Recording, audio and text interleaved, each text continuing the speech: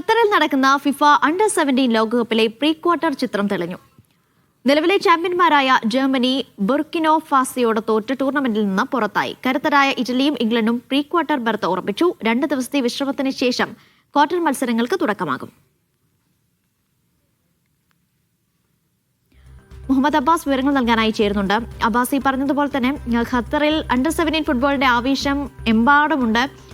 ഇതിൽ ഏറ്റവും കൂടുതൽ ആശങ്കപ്പെടുത്തിയത് അല്ലെങ്കിൽ കൗതുകമുണർത്തിയ കാര്യം എന്ന് പറയുന്നത് അർജന്റീനയുടെ പുറത്താകലായിരുന്നു. ഫുട്ബോളിനെ കുറിച്ച് സംസാരിക്കുമ്പോൾ എപ്പോഴും നമ്മൾ പറയരുത് കരുത്തർ എന്ന് പറയുമ്പോൾ അത് അർജന്റീന അക്കൂട്ടത്തിലുണ്ടാകും. അർജന്റീന പുറത്താക്കുന്നൊപ്പം ബ്രസീൽ തിരഞ്ഞെടുക്കപ്പെടുന്നു. അങ്ങനെ പല മാറ്റങ്ങളൊക്കെ നമ്മൾ ഇത്തവണ കണ്ടു. ഇപ്പോൾ ആരൊക്കെയാണ് ക്വാർട്ടർ മത്സരങ്ങൾക്ക് തയ്യാറെടുക്കുന്നത്? എങ്ങനെയാണ് ഈ മത്സരത്തിന്റെ ക്രമീകരണങ്ങളൊക്കെ ഇനി?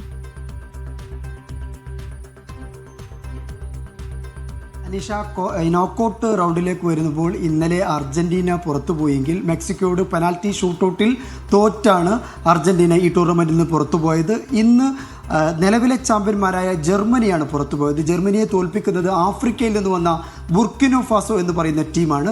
ഈ ടീം എതിരില്ലാത്ത ഒരു ഗോളിനാണ് ജർമ്മനി ബുർക്കിനോ ഫാസോക്ക് മുമ്പിൽ കീഴടങ്ങിയത്. 5-ാം മിനിറ്റിലാണ് ആഫ്രിക്കൻ ടീം ഗോൾ നേടിയത്. ഗോൾ നേടാനുള്ള തിരിച്ചടിക്കാനുള്ള ശ്രമങ്ങൾ നിരവധി തവണ ജർമ്മനി നടത്തിയെങ്കിലും അതൊന്നും വിജയം കണ്ടില്ല. ഇതോടുകൂടി നിലവിലെ ചാമ്പ്യന്മാർ ഇപ്പോഴത്തെ ടൂർണമെൻറ്റിൽ നിന്ന്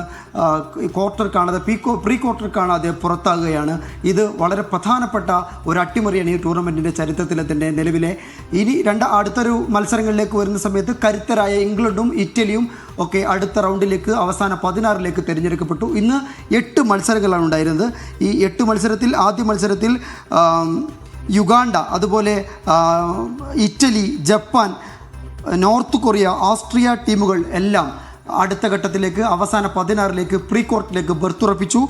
ഒരു മത്സരം കൂടി നടന്നുകൊണ്ടിരിക്കുകയാണ്. ഏറ്റവും ഒടുവിലത്തെ മത്സരം ക്രൊയേഷ്യയും ഉസ്ബെക്കിസ്ഥാനും തമ്മിലാണ്. ഇത് 1-1 തുല്യ നിലയിലായിരിക്കുന്നു. ഇപ്പോൾ നിലവിൽ പെനാൽറ്റി ഷൂട്ടൗട്ടിലേക്ക് നീണ്ടിരിക്കുകയാണ് മത്സരം. ഏകദേശം 5-6 മിനിറ്റിന് ശേഷം മാത്രമേ ഇതിൻ്റെ ചിത്രം വ്യക്തമാകൂ. ഇതോടുകൂടെ അവസാന 16 ഏതെല്ലാം ടീമുകൾ എത്തി എന്നുള്ളതിന് കൃത്യമായ രൂപരേഖയാകുന്നു.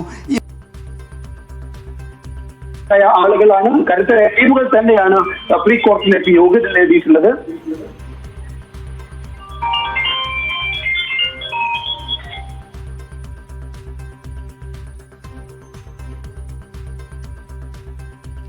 ഖത്തറിൽ അണ്ടർ-17